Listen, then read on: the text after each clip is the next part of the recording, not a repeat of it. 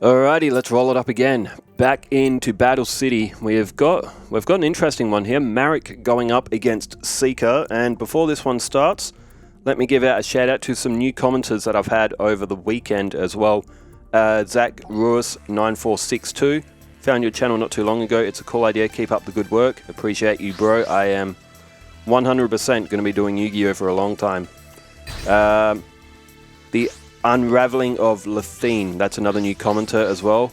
Nice, super into the concept of this matchup most of the way through the video, and it's been great. G, this is for Bakura and Weevil's match from Duelist Kingdom from a few days ago, as Marik plays down, was that Lord Poison? I got a quick glance of it, it looked like Lord Poison.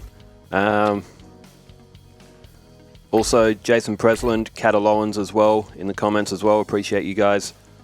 Marcus Wilbrand 5901. Am I reading that right? Yes, Marcus Wilbrand. Commenting on Kaiba and Bakura. Honestly, round 2 was just bad luck for Kaiba. Broke Kaiba's luck in that Bakura match in Battle City from 2 days ago. Oh, I have never seen anything like it. That was absolutely hilarious to watch, because I can just picture Kaiba's character in the anime just screaming like uncontrollably. Alright, up flips Lord Poison. Now we do know that Seeker has a lot of defense in his deck to try and stall to draw that Exodia. Now, that card that was just flipped up, Gear Golem of the Moving Fortress. Now, if Marik decides to summon his Winged Dragon of Ra at some point and he exchanges his life points for attack points, leaving himself with 100, he's vulnerable to a direct attack from that card, so he has to keep that in mind as well. Gear Golem of the Moving Fortress, you can pay 800 life points and then it can directly attack. So Marik has to be very careful of that if he does use Winged Dragon of Ra's effect.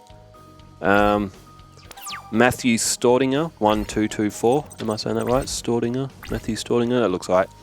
Is this an AI match? I didn't know this game had AI versus AI. No, it's not AI. It is 2 human players who I'm sitting back from watching monitors and stuff of progress. I only see one perspective as well, like we're seeing with Marik here. But no, they're not AI versus AI. They are human players. So we will see human errors. We will see human strategy as well. The AI on this game doesn't always make fantastic decisions, but I feel with it being human versus human, it's a bit more authentic, as we see Monster Reborn. That's an interesting choice. Oh, I see. He used the effect of Yugioh to boost his Lord Poison by 1,000 points. That's not a bad move. That will be able to get Gear Golem the Moving Fortress off the field at least. Could even use it again and pump up Nidoria as well.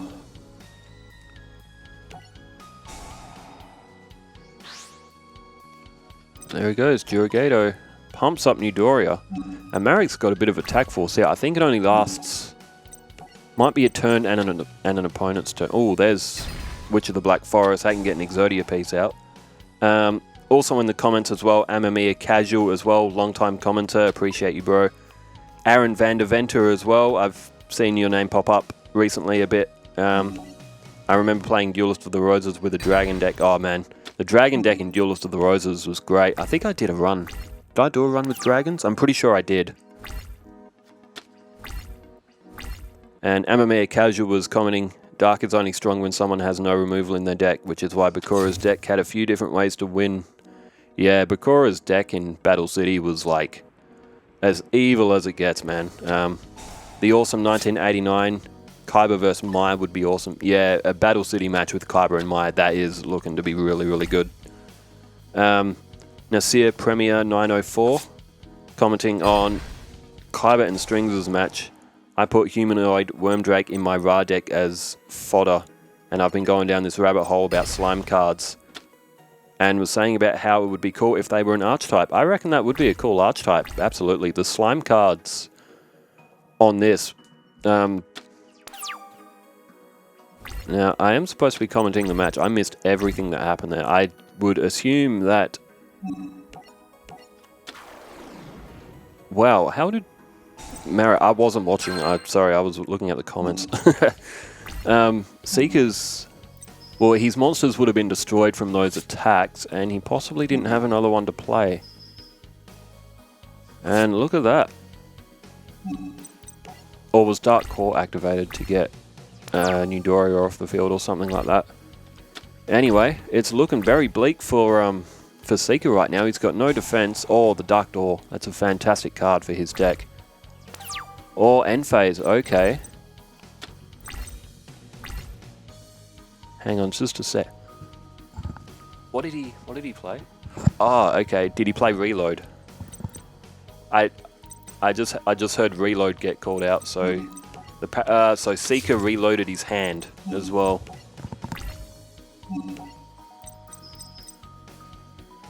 Okay, he's running out of life points. There's Ra's little sphere one as well. He can use that to get Ra onto the field at 4,000 points as well, rather than... Oh, Swords of Concealing Light, good draw. Wow, still no monsters. 4 cards in hand. I wonder what he's got then. Oh, there's Boganian. That's a fantastic card as well. But Marik goes for it. He will play the Winged Dragon of Ra, Sphere mode.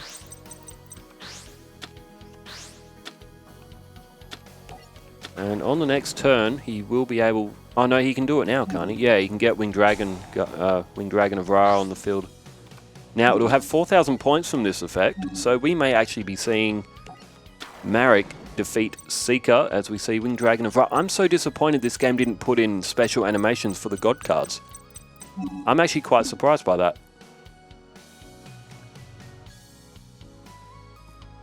He's just having a quick look at the effect, but it's all over now, just this attack, and Seeker can't block here. 4 cards in hand. Let me just call out to the guys and say, what was in hand?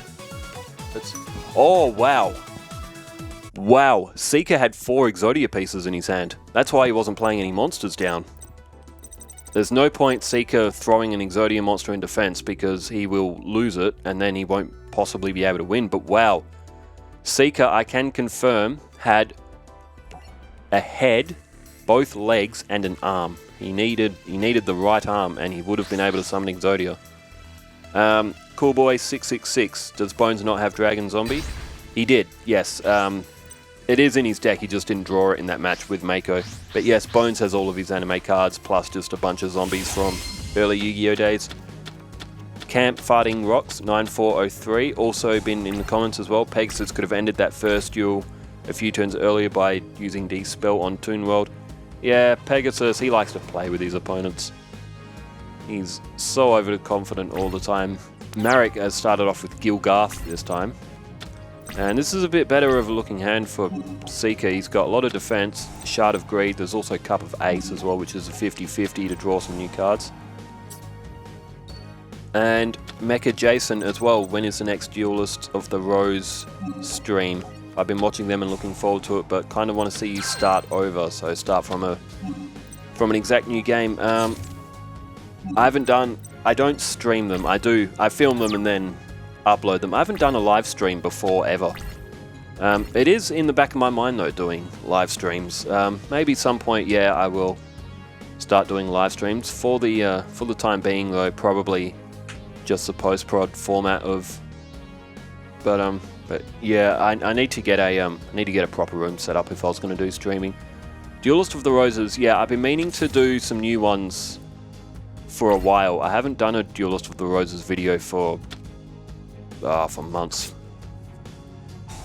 It's the thing with Duelist of the Roses is that it takes a long time to play through. And if I'm starting from a brand new scratch game, then yeah, it's probably...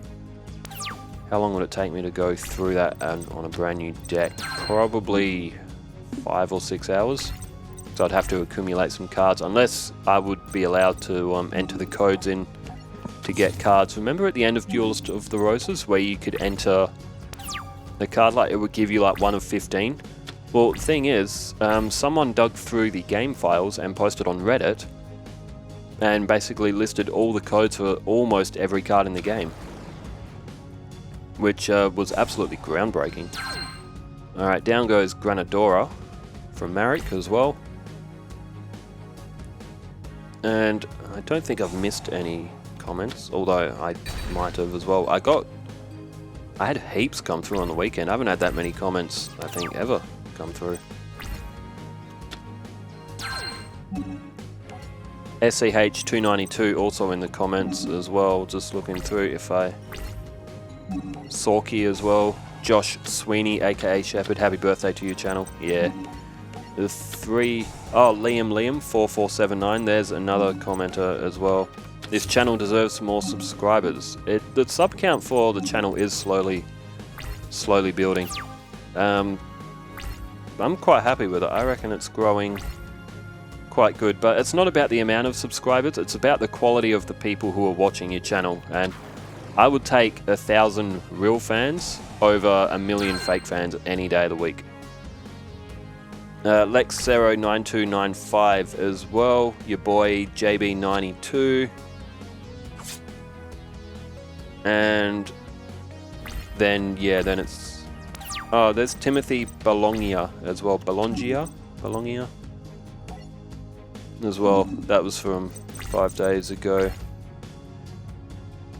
That's about as far back as my comments are flipping. That's Dark Core from Seeker, which that's an interesting choice because you can destroy Winged Dragon of Ra with that, I think. Anyway, a lot of defense on the field. He's also got Yellow Luster Shield. Granadora has been picked, and that's banished from play now as well. But yeah, a lot in production. Been trying to get ahead on some Yu-Gi-Oh production as well. So what I mean by that is off all of this sort of live stuff, we pre-record some duels. I don't watch it, I don't see the result, and then I watch it back however many days later. But if we can do a bunch of recordings in one day, given everyone's availability and all that, it sometimes works out a bit better. If you see duels where I'm just strictly commentary, then it's probably been a pre-recorded duel and I'm watching it back, not knowing the result. So it's almost like it's live, but a unknown result. That's 2,500. That's going to be tough for Marik to break through. He's got plenty of life points though, so he's got plenty to play with. Look at that, 5 defenses now for Seeker. Very tough to get through. So maybe I'll do a video someday and I'll go through the setup that we actually have here for these Yu-Gi-Oh duels. That might be something of interest for everybody as well. Because before the duels start, I know none of the results. If it's a pre-recorded one, I don't know the results. If I'm watching it live like we are now, this one is going live, which is handy. Oh, sometimes on commentating ones, I don't know, it sort of depends what sort of I wake up on the day as well. The Duelist Kingdom ones, sometimes I commentate them a bit more thoroughly and relax a bit more with the Battle City ones, mainly because the Battle City ones have so many effects. It would just be word vomit for pretty much the whole duel. And most people know the effects already, so I don't need to be commentating on every single special effect. But it looks like we may be seeing a long match here because we're up to turn 17. Seeker he's only got 1 Exodia piece, but Marik appears to be having a hard time getting through. And he's skipping a lot of turns as well and starting to discard, so he may just be waiting for either Winged Dragon of Ra or even Boganian to start taking life points off Seeker. You would have to go through 66, 72, 78, 14 turns. If you had 8,000 life points, you would have to go through 14 turns for Boganian to be able to do 8,000 points of damage. Do 8,400 to be specific.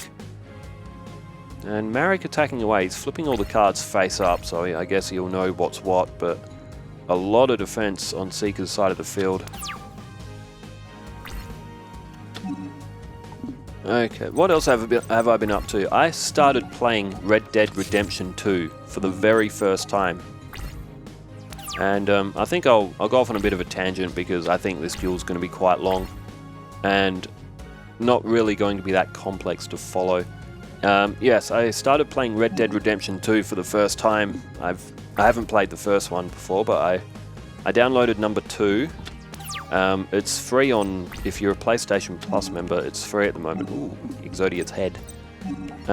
So yeah, I've made the camp after getting out of the snowy mountains, and I'm up to the mission where you go with, what's his name? I don't know, you go up with him and you buy your horse for you buy like your first horse, and then you go up and you go after that, that grizzly bear, the legendary grizzly bear. So, but yeah, so far, Red Dead Redemption 2 is very, very cool. And it is a very popular game, even still to this day. It's been out for a little while now, but it's still very popular. I played a little bit of GTA 5. And apart from the Yugioh stuff, I did some Mario stuff as well. I've actually been setting up some shorts for the channel as well, mostly on each individual Mario stage, or I did all the stunt jumps on GTA San Andreas. I got to the King of San Andreas and maxed out my money on that for the first time. As we see, Swords of Concealing Light, but we're not seeing a lot of action. It's a lot of turn skipping, so Seeker's trying to get Exodia, Marik's trying to get Winged Dragon of Ra. And we're basically sitting here in limbo until either one of them finally draws it.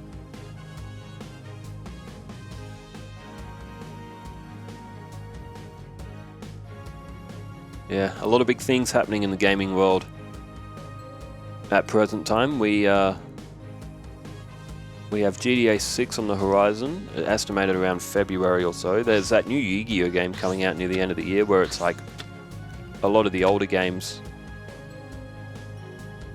Oh, does Marik have that sphere? He does. You can tribute monsters on your opponent's side of the field for it as well. Although, if your opponent has 3 monsters, it seems that you don't really get that option on this game, but anyway. Oh, there's the Dark Door as well. Card Trader is a very useful card as well. For Seeker, you can throw a card that he doesn't need back, and he can draw another one. The Dark Door will make it very difficult to get through all of those defenses. Marik, though, he will be able to summon Ra on the next turn.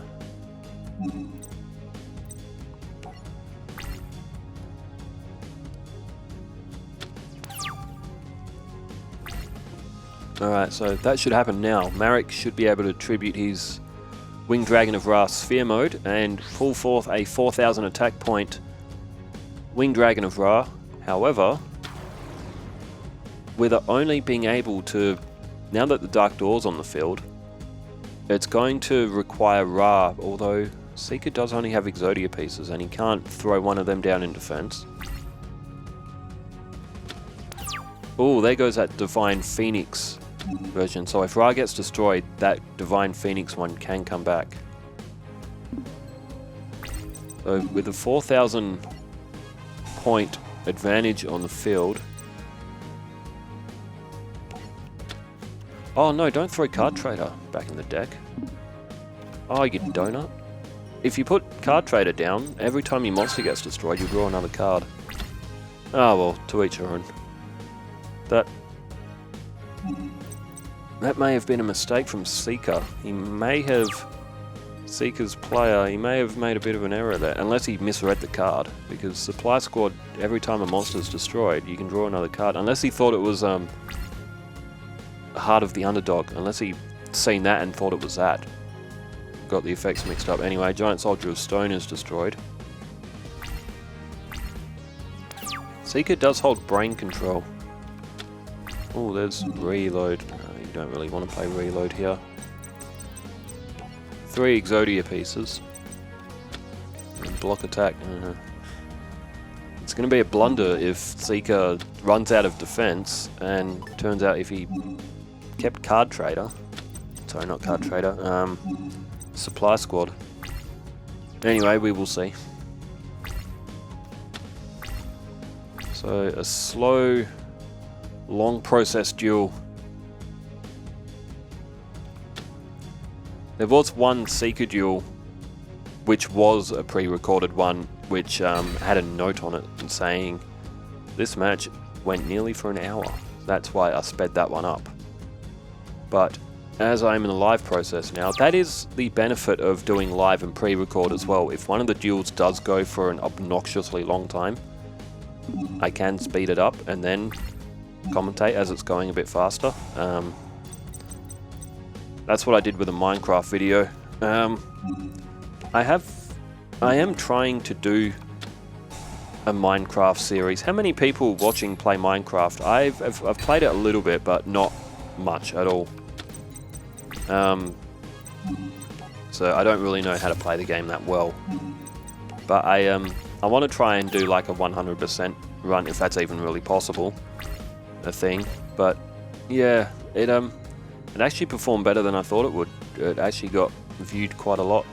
So I might try and do a part 2 of that as well. Ooh, there goes Soul Tiger. Although with the Dark Door, Marik really needs like a Dispel or something, or a giant or a Mystical Space Typhoon to get rid of that Dark Door. Even so, Ra's probably the only thing strong enough to really be able to do anything anyway. Ooh, throws Monster Reborn. I would have thrown Brain Control back in.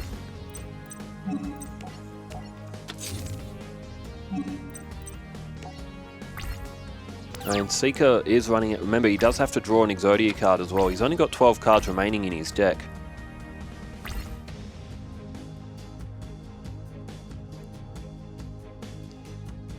Marik very, very slowly is starting to chip away those defenses.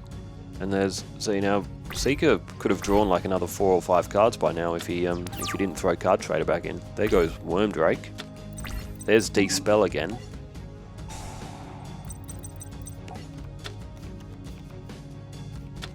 And there's Dispel once again.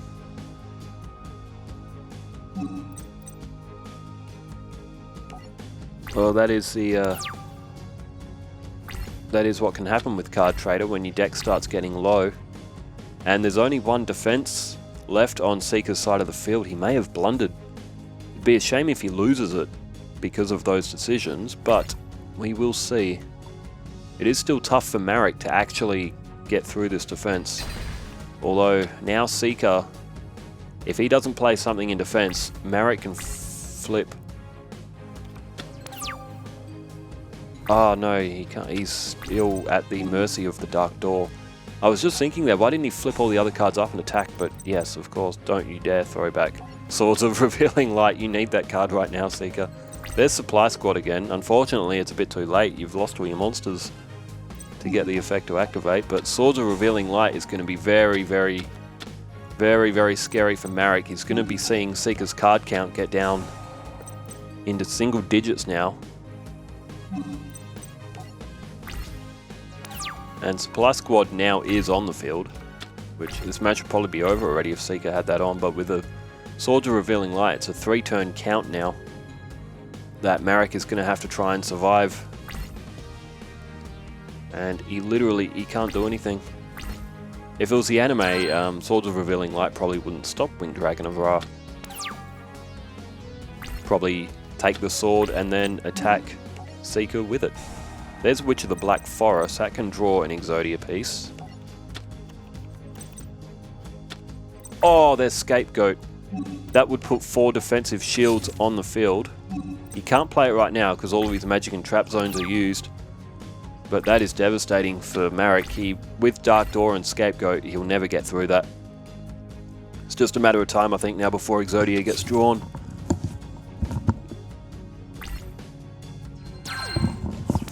Ugh, yeah. There's Monster Reborn.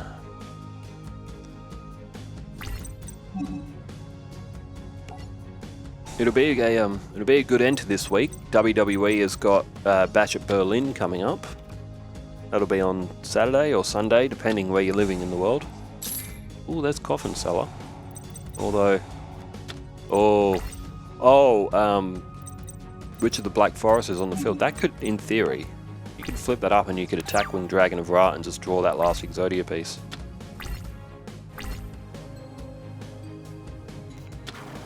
Oh, and there's Boganian. If only Marik drew that earlier, he would have already won. Would have already exhausted all of Seeker's life points. Ah, there we go, never mind.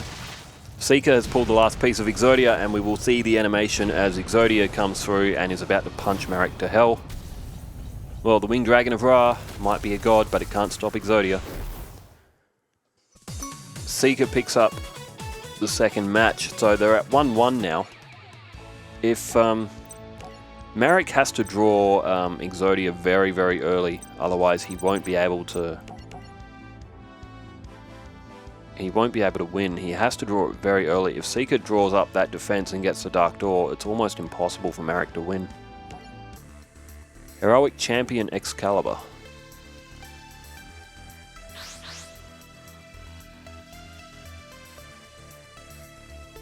I'll pick one.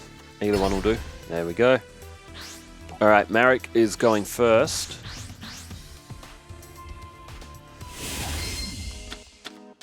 Oh, there's Ra straight off the bat, but if he summons that one, he'll have to use his life points to strengthen it, and that's not a great idea because Seeker has that that Gear Golem of the Moving Fortress. Down goes Newdoria.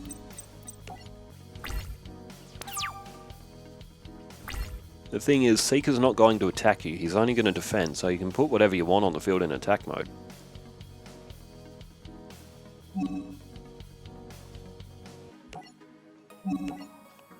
Alright, there goes Coffin Seller. Each time a monster is sent to the opponent's graveyard, inflict 300 damage to your opponent. So if he can get something strong on the field and attack with, there's Yugioh. Yugioh does have that effect of putting his strength onto another monster. Yeah, that's the thing. If this Winged Dragon of Ra is summoned, Marik will have to pay life points to strengthen it. He could, in theory, he could also pay 1,000 life points and destroy a monster on the field, but for what good that will do? You have to strengthen Ra the turn you summon it.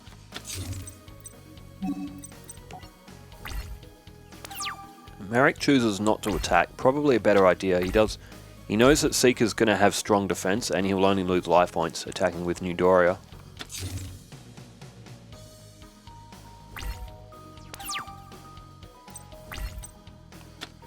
Alright, there's Wormdrake. Yugioh still on the field.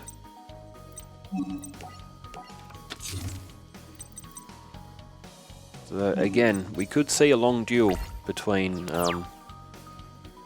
Marik, although he does have 3 monsters on the field. He could summon Ra now.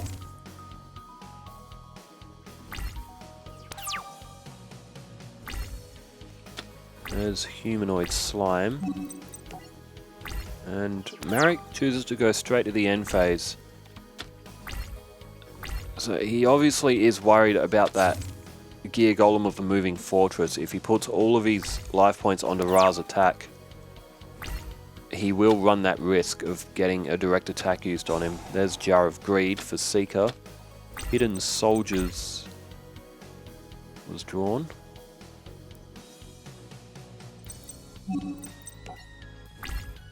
Straight at the end phase as well, so what would everyone do if you were Marik right now? Would you summon Winged Dragon of Ra now? Would you put all your life points on and start attacking and just hope that Seeker doesn't have that Gear Golem of the Moving Fortress? Oh, there's Dark Core. Again, curious decision, because you could destroy Ra with that. I think. Unless it's written in Ra's effect that you can't use magic cards on it. Which sounds like it should be.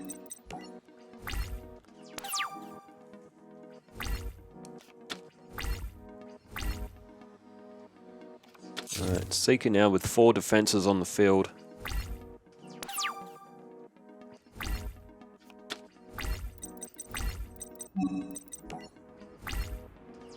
There's Dark Geroid as well.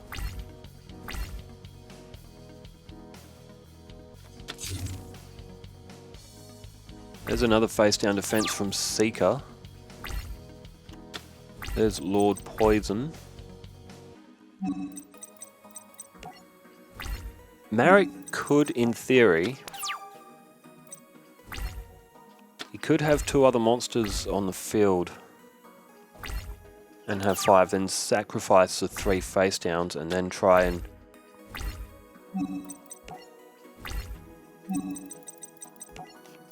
Then he could pay life points to remove cards from Seeker's field.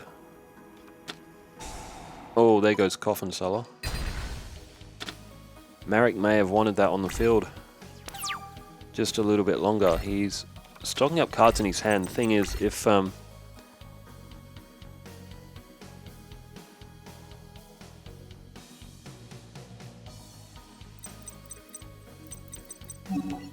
Okay, Drillago was summoned.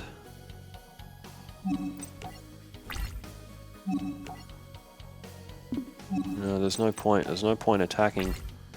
What he could do, he could summon Yugioh.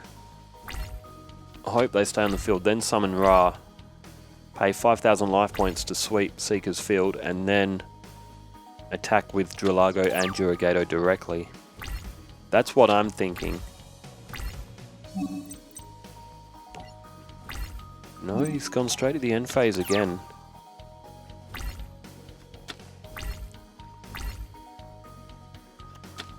There's Cup of Ace. And that works for Seeker. He's now got 8 cards in his hand. Oh, there's Supply Squad as well. Marik may have waited a bit too long. I don't know exactly why he's waiting this long. He may be waiting for that Sphere one as well. Oh, there's that Phoenix as well. He may not want to be throwing away life points on Ra, just because you know that Seeker does have that Ancient Gear Golem, the Moving Fortress, that can do a direct attack. So if he puts all of his life points onto Ra's attack, he will likely lose this duel. And if he summons Ra to the field and uses the other effect to pay 1,000 life points to get cards off the field, Ra will have 0 attack points.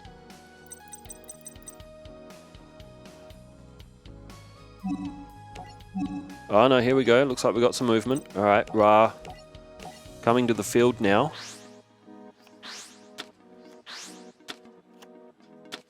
I mean, Marik has to do something, otherwise Seeker's just going to draw Exodia and win. Now, if he activates the effect, all of the life points Marik has will go onto Ra's attack. Now, you can pay 1,000 life points. You can destroy a monster on the field.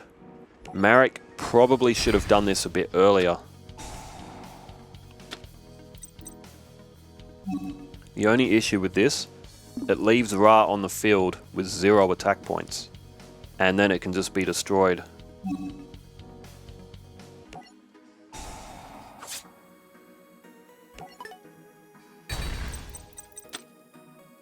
Drillago, you probably should have flipped that up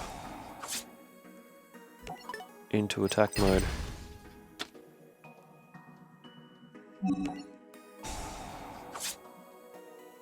The thing is, Marik has had to flush a lot of points for this as well. However, Seeker has lost all of his defenses.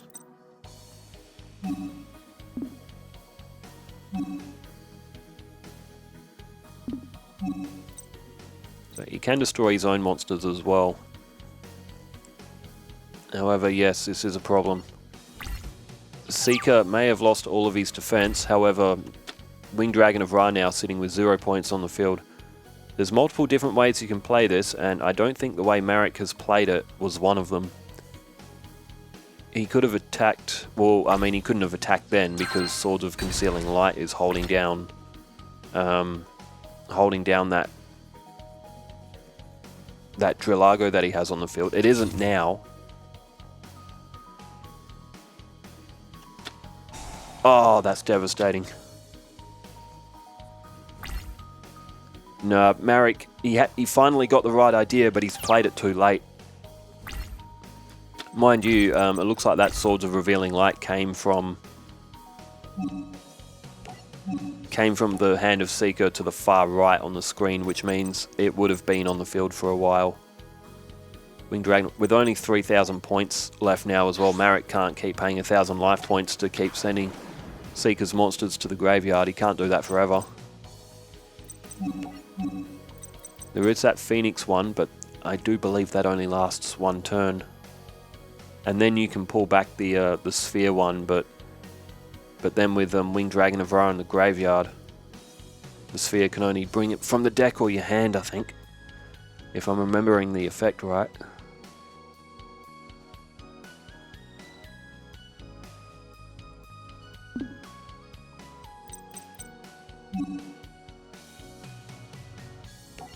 Alright, Winged Dragon of Ra's effect activates. Okay, he's used it on itself to bring back the Immortal Phoenix one. It is cool that we get to see it, but it can't even attack.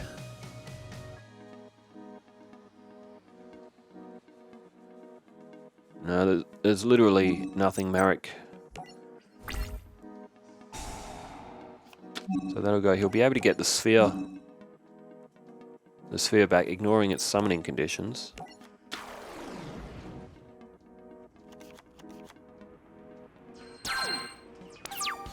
Yeah, tribute this card, special summon one Winged Dragon of Ra from your hand or deck, which Marik doesn't have, so he doesn't even have his Winged Dragon of Ra now. Everyone can put in the comments, yes, I do believe Marik may have misplayed this a bit, but... Oh, there's Witch of the Black Forest. And that's decided to attack Legendary Fiend. So Marik had the right idea, but he had to play that earlier and then play these other monsters to attack, and he might have actually been able to turn it around. There was a Swords of Concealing Light and a Swords of Revealing Light played by Seeker, so it may not have mattered, but we may have seen a bit of a misplay from Marik. But after all, these players are human, they're not AI. They do have to try and make these decisions on the spot, and we see Exodia has been pulled already. So that has been pulled very, very early as well, but it is all game over now.